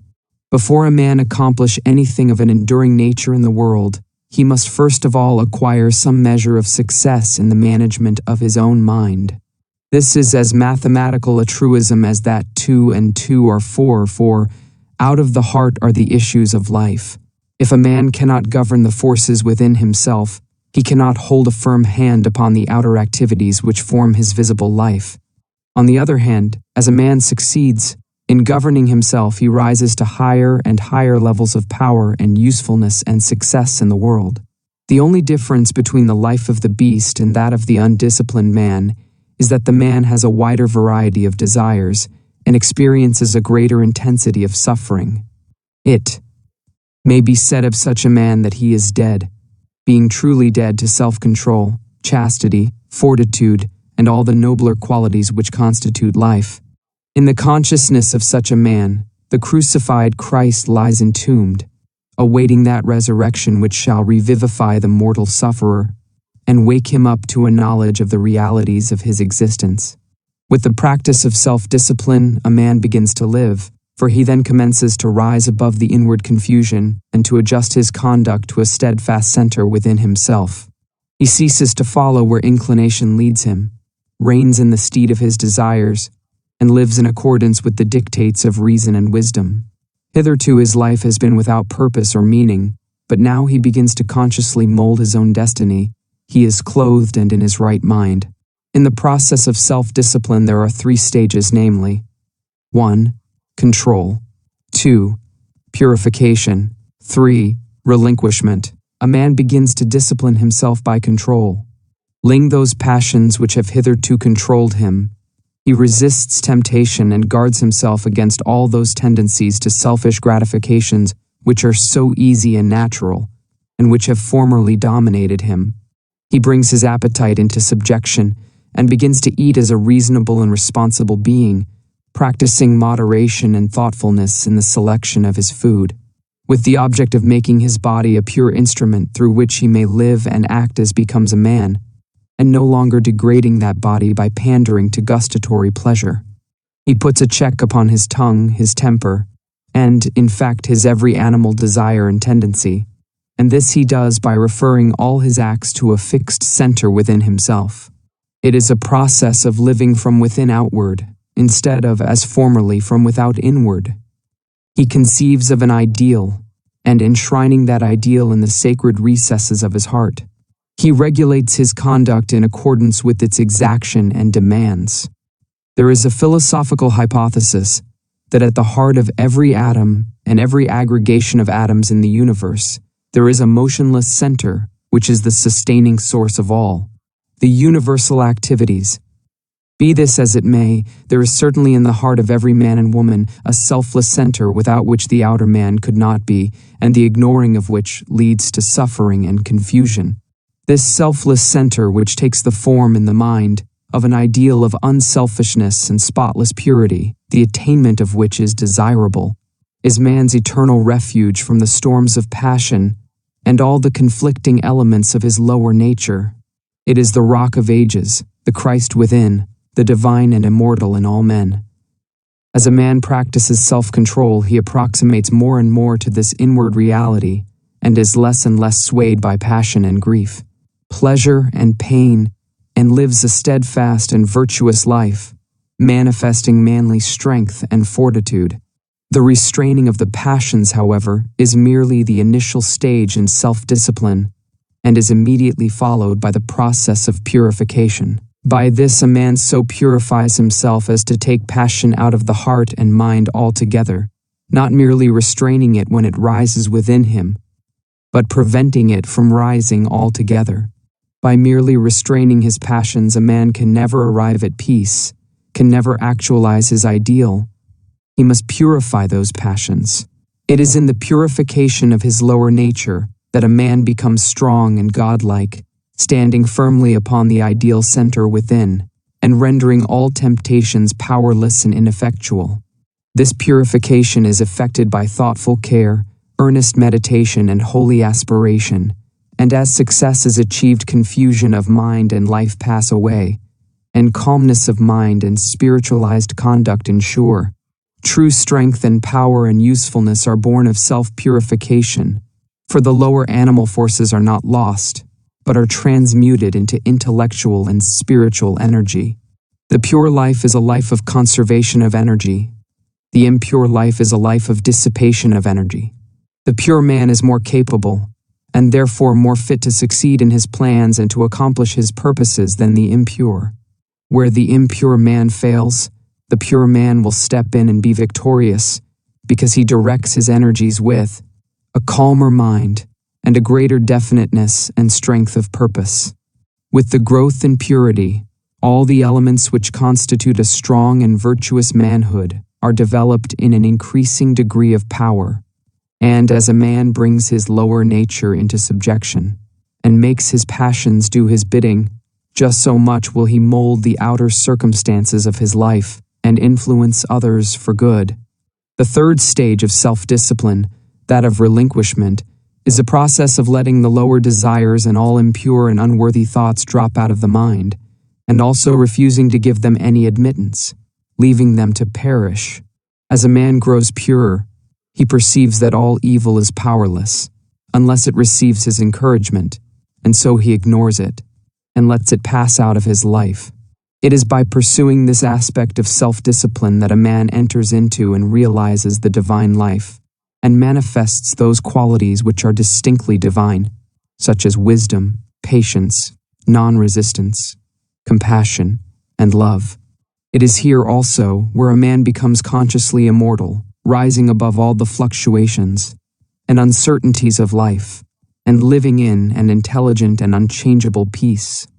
By self-discipline, a man attains to every degree of virtue and holiness, and finally becomes a purified son of God, realizing his oneness with the central heart of all things. Without self-discipline, a man drifts lower and lower, approximating more and more nearly to the beast, until at last he grovels, a lost creature, in the mire of his own befoulment. By self-discipline, a man rises higher and higher, approximating more and more nearly to the divine, until at last he stands erect in his divine dignity, a saved soul, glorified by the radiance of his purity. Let a man discipline himself, and he will live. Let a man cease to discipline himself, and he will perish. As a tree grows in beauty, health, and fruitfulness by being carefully pruned and tended, so a man grows in grace and beauty of life by cutting away all the branches of evil from his mind. And as he tends and develops the good by constant and unfailing effort, as a man by practice acquires proficiency in his craft, so the earnest man acquires proficiency in goodness and wisdom. Men shrink from self-discipline because in its early stages it is painful and repellent, and the yielding to desire is at first sweet and inviting. But the end of desire is darkness and unrest, whereas the fruits of discipline are immortality and peace. Resolution.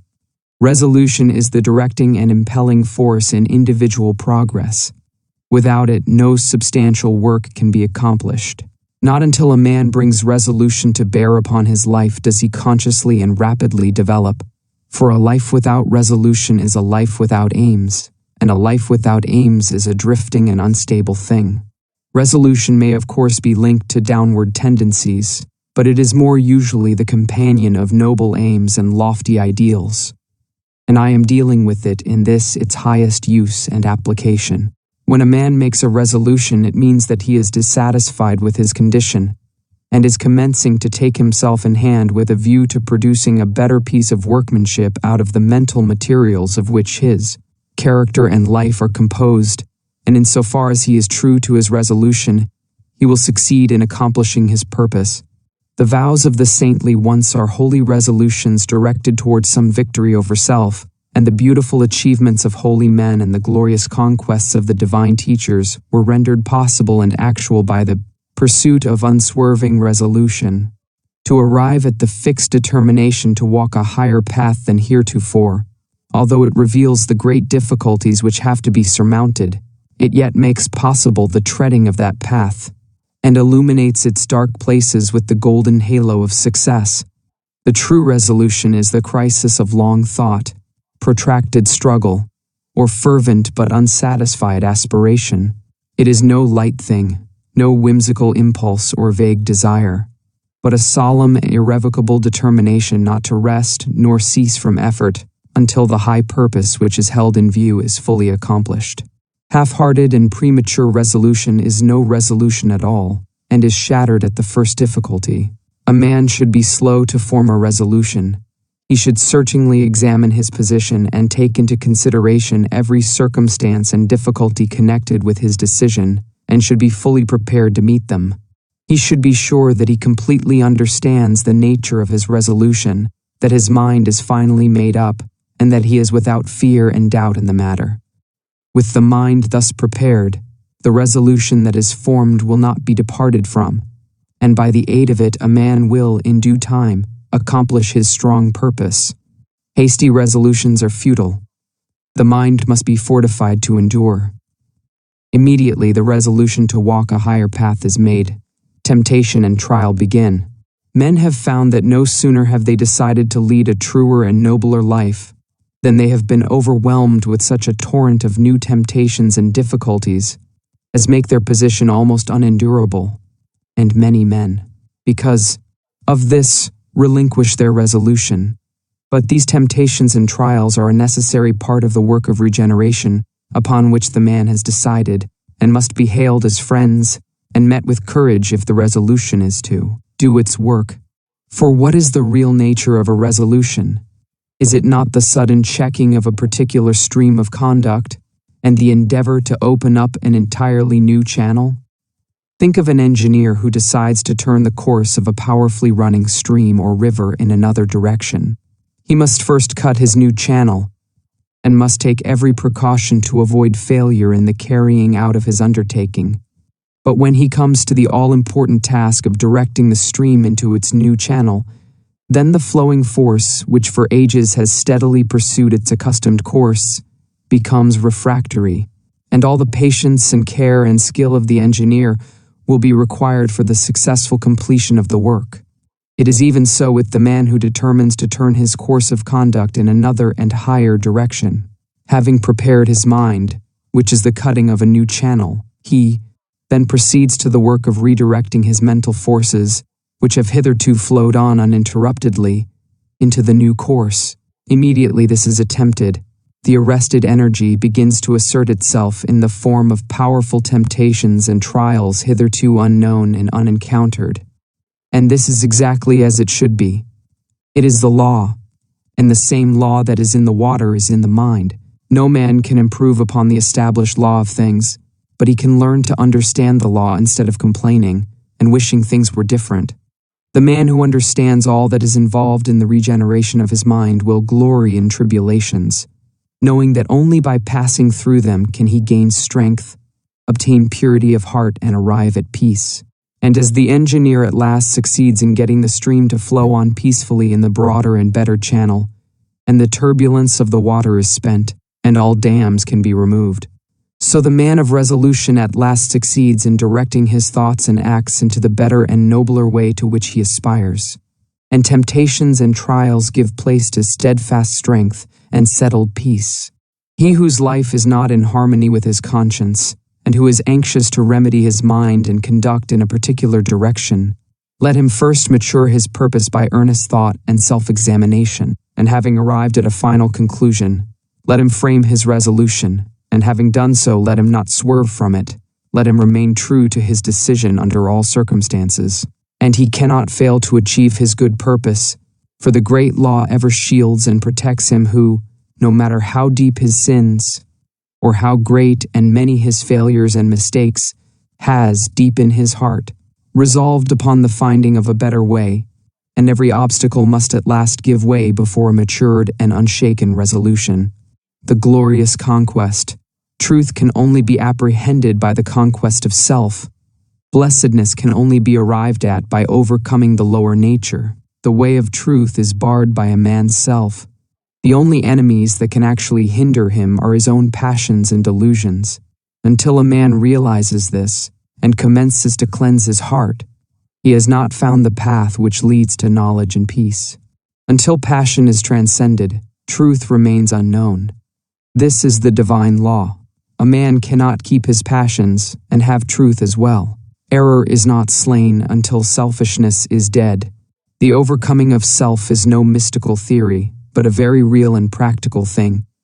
It is a process which must be pursued daily and hourly, with unswerving faith and undaunted resolution if any measure of success is to be achieved.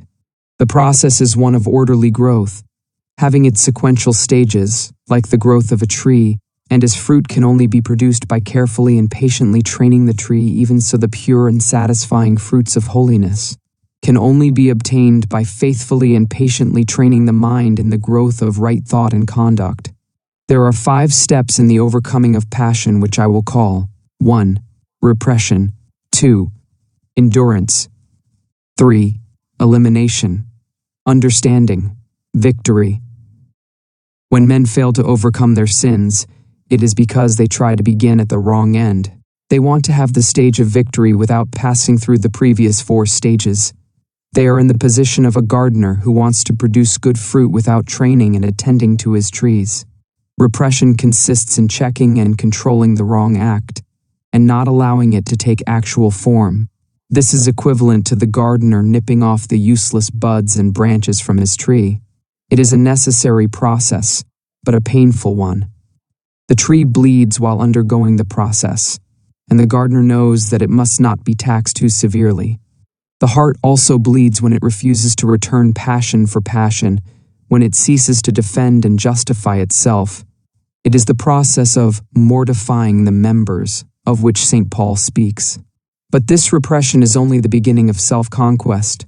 When it is made an end in itself, and there is no object of finally purifying the heart, that is a stage of hypocrisy, a hiding of one's true nature, and striving to appear better in the eyes of others than one really is.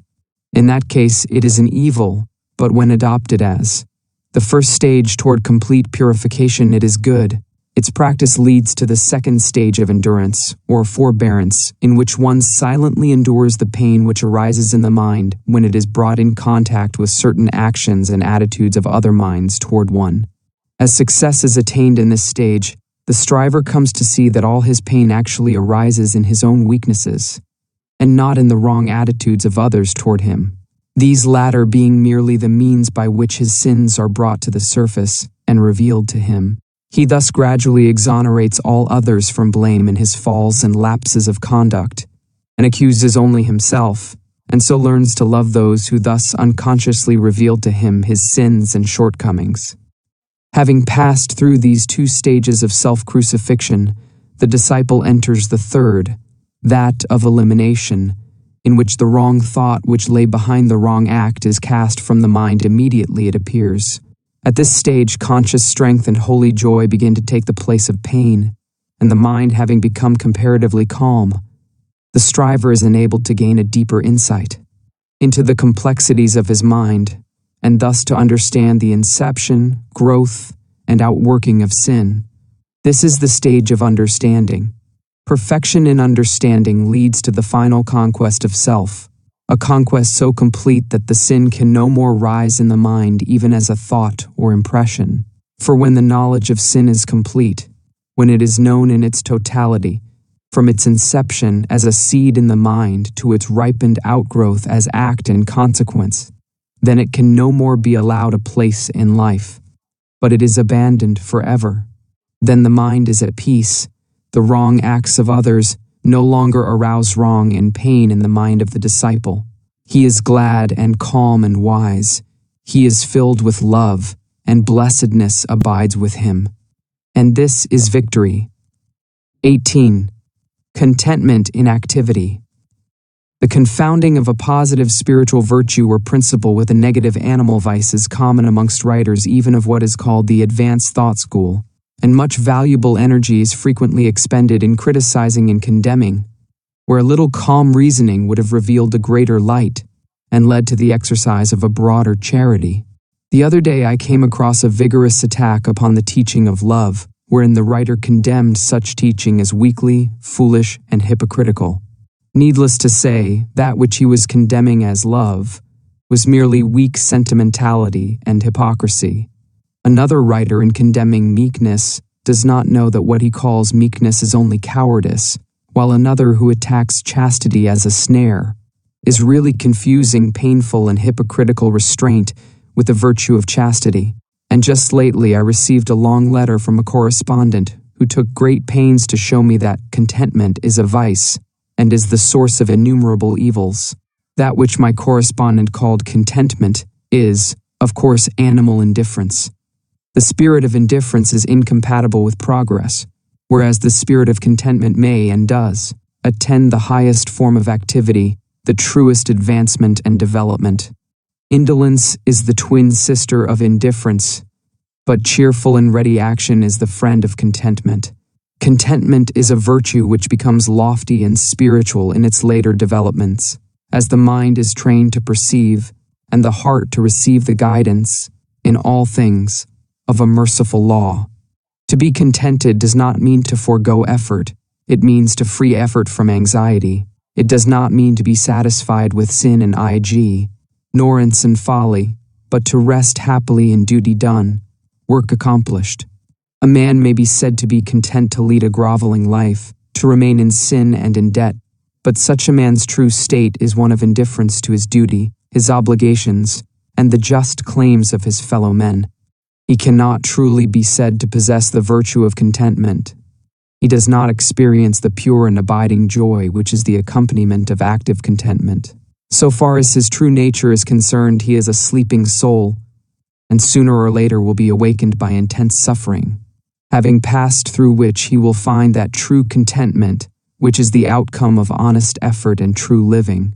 There are 3 things with which a man should be content. 1. With whatever happens. 2. With his friendships and possessions. 3. With his pure thoughts. Contented with whatever happens, he will escape grief. With his friends and possessions, he will avoid anxiety and wretchedness. And with his pure thoughts, he will never go back to suffer and grovel in impurities. There are 3 things with which a man should not be content. 1. With his opinions. 2. With his character. 3. With his spiritual condition. Not content with his opinions, he will continually increase in intelligence. Not content with his character, he will ceaselessly grow in strength and virtue. And not content with his spiritual condition, he will, every day, enter into a larger wisdom and fuller blessedness. In a word, a man should be contented, but not indifferent to his development as a responsible and spiritual being.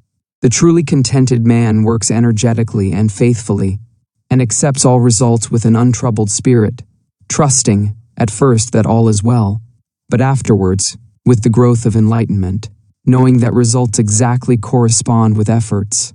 Whatsoever material possessions come to him, come not by greed and anxiety and strife, but by right thought, wise action, and pure exertion.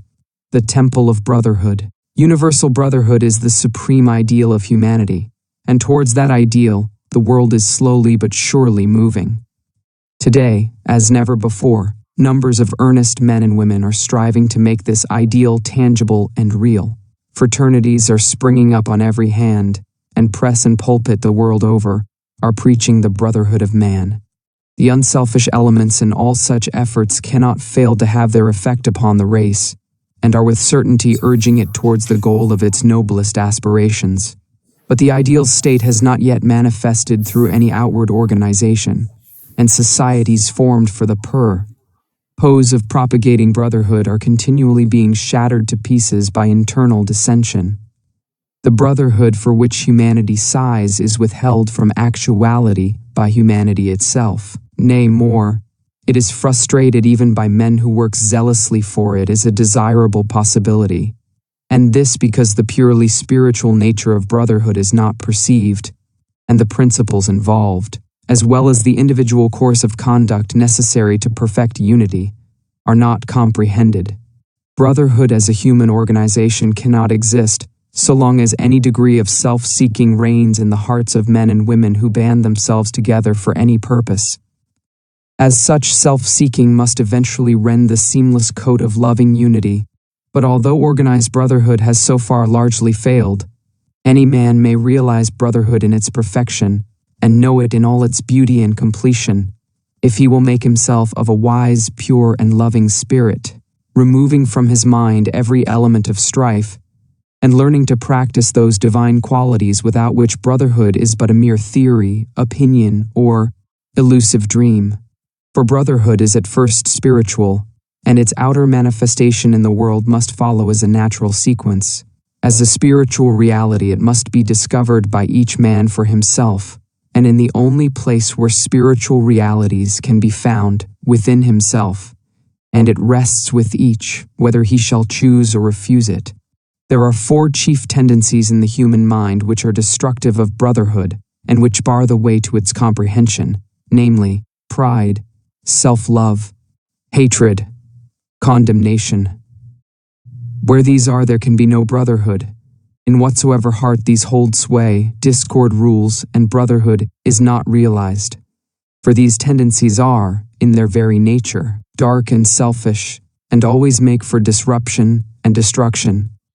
From these 4 things proceeds that serpent brood of false actions and conditions which poison the heart of man, and fill the world with suffering and sorrow. Out of the spirit of pride proceed envy, resentment, and opinionativeness. Pride envies the position, influence, or goodness of others. It thinks, I am more deserving than this man or this woman. It also continually finds occasion for resenting the actions of others, and says, I have been snubbed, I have been insulted, and thinking altogether of his own excellence. It sees no excellence in others. From the spirit of self-love proceed egotism, lust for power, and disparagement and contempt. Self-love worships the personality in which it moves. It is lost in the adoration and glorification of that I, that self, which has no real existence, but is a dark dream and a delusion. It desires preeminence over others, and thinks, I am great, I am more important than others. It also disparages others, and bestows upon them contempt, seeing no beauty in them, being lost in the contemplation of its own beauty. From the spirit of hatred proceeds slander, cruelty, reviling, and anger. It strives to overcome evil by adding evil to it. It says, This man has spoken of me ill. I will speak still more ill of him and thus teach him a lesson. It mistakes cruelty for kindness and causes its possessor to revile a reproving friend. It feeds the flames of anger with bitter and rebellious thoughts. From the spirit of condemnation proceed accusation, false pity, and false judgment. It feeds itself on the contemplation of evil and cannot see the good. It has eyes for evil only and finds it in almost everything and every person.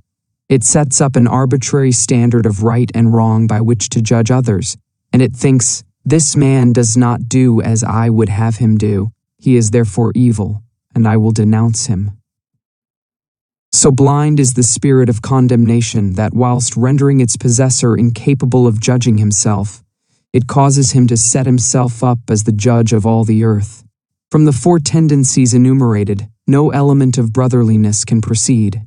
They are deadly mental poisons, and he who allows them to rankle in his mind cannot apprehend the peaceful principles on which brotherhood rests.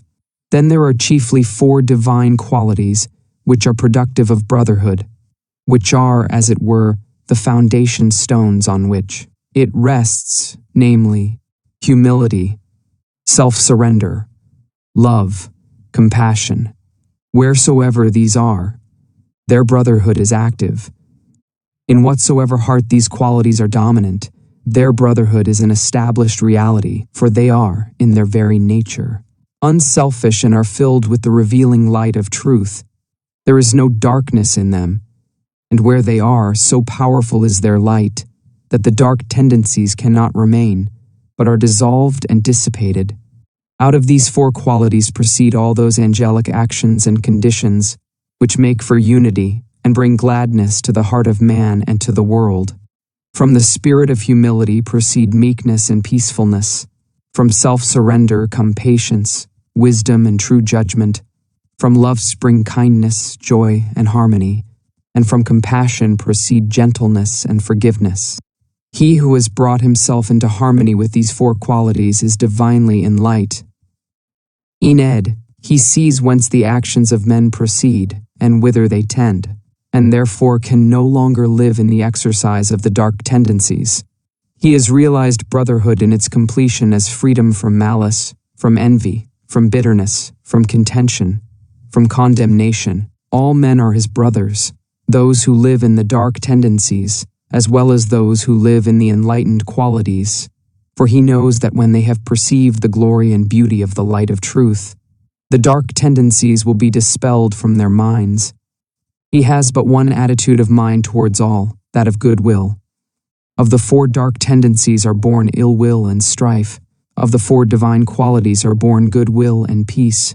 Living in the four tendencies, a man is a strife producer. Living in the four qualities, a man is a peacemaker. Involved in the darkness of the selfish tendencies, men believe that they can fight for peace, kill to make alive, slay injury by injuring, restore love by hatred, unity by contention, kindness by cruelty, and establish brotherhood by erecting their own opinions.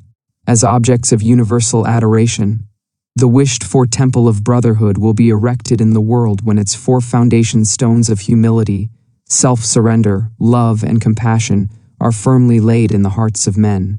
For brotherhood consists first of all in the abandonment of self by the individual, and its after effects is unity between man and man. Theories and schemes for propagating brotherhood are many, but brotherhood itself is one and unchangeable, and consists in the complete cessation from egotism and strife, and in practicing goodwill and peace, for brotherhood is a practice and not a theory. Self-surrender and goodwill are its guardian angels, and peace is its habitation. Where two are determined to maintain an opposing opinion, the clinging to self and ill will are there, and brotherhood is absent. Where two are prepared to sympathize with each other, to see no evil in each other, to serve and not to attack each other, the love of truth and goodwill are there, and brotherhood is present. All strifes, divisions, and wars inhere in the proud, unyielding self. All peace, unity, and concord inhere in the principles which the yielding up of self reveals. Brotherhood is only practiced and known by him whose heart is at peace with all the world. 20. Pleasant pastures of peace. He who aspires to the bettering of himself and humanity should ceaselessly strive to arrive at the exercise of that blessed attitude of mind by which he is enabled to put himself, mentally and sympathetically, in the place of others, and so, instead of harshly and falsely judging them, and thereby making himself unhappy without adding to the happiness of those others, he will enter into their experience, will understand their particular frame of mind, and will feel for them and sympathize with them. One of the great obstacles to the attainment of such an attitude of mind is prejudice, and until this is removed, it is impossible to act toward others as we would wish others to act toward us. Prejudice is destructive of kindness, sympathy, love, and true judgment, and the strength of a man's prejudice will be the measure of his harshness and unkindness toward others. For prejudice and cruelty are inseparable. There is no rationality in prejudice, and, immediately, it is aroused in a man, he ceases to act as a reasonable being, and gives way to rashness, anger, and injurious excitement. He does not consider his words, nor regard the feelings and liberties of those against whom his prejudices are directed. He has, for the time being, forfeited his manhood and has descended to the level of an irrational creature. While a man is determined to cling to his preconceived opinions, mistaking them for truth, and refuses to consider dispassionately the position of others, he cannot escape hatred nor arrive at blessedness. The man who strives after gentleness, who aspires to act unselfishly toward others, will put away all his passionate prejudice and petty opinions, and will gradually acquire the power of thinking and feeling for others, of understanding their particular state of ignorance or knowledge, and thereby entering fully into their hearts and lives, sympathizing with them and seeing them as they are. Such a man will not oppose himself to the prejudices of others by introducing his own, but will seek to allay prejudice by introducing sympathy and love, striving to bring out all that is good in men, encouraging the good by appealing to it, and discouraging the evil by ignoring it. He will realize the good in the unselfish efforts of others, though their outward methods may be very different from his own, and will so rid his heart of hatred, and will fit it with love and blessedness. When a man is prone to harshly judge and condemn others, he should inquire how far he falls short himself. He should also reconsider those periods of suffering when he himself was misjudged and misunderstood, and, gathering wisdom and love from his own bitter experience, should studiously and self-sacrificingly refrain from piercing with anguish hearts that are as yet too weak to ignore, too immature and uninstructed to understand. Sympathy is not required towards those who are purer and more enlightened than oneself, as the purer one lives above the necessity for it. In such a case, reverence should be exercised, with a striving to lift one's self up to the purer level, and so enter into possession of the larger life.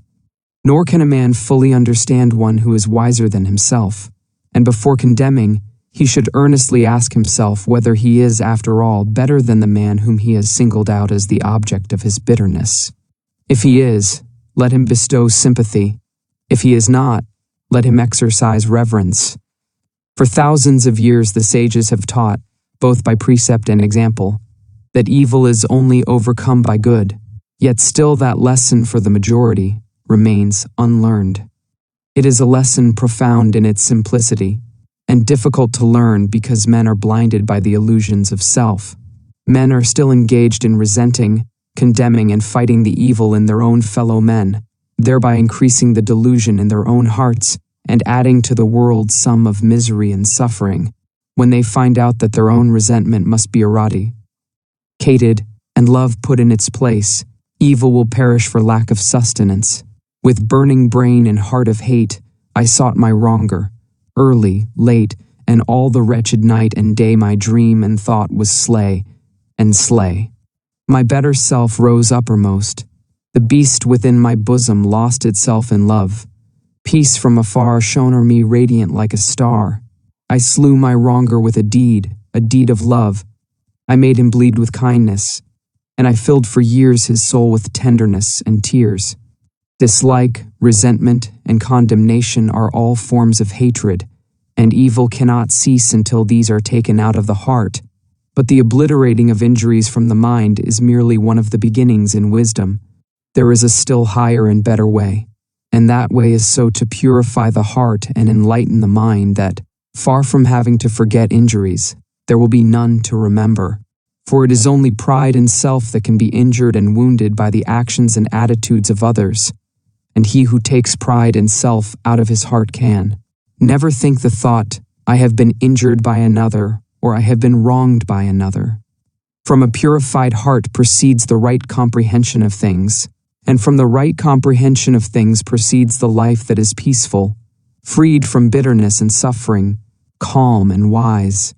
He who thinks, this man has injured me, has not perceived the truth in life, falls short of that enlightenment which disperses the erroneous idea of evil as a thing to be hatefully resented. He who is troubled and disturbed about the sins of others is far from truth. He who is troubled and disturbed about his own sins is very near to the gate of wisdom. He in whose heart the flames of resentment burn cannot know peace nor understand truth. He who will banish resentment from his heart will know and understand. He who has taken evil out of his own heart cannot resent or resist it in others, for he is enlightened as to its origin and nature, and knows it as a manifestation of the mistakes of ignorance. With the increase of enlightenment, sin becomes impossible.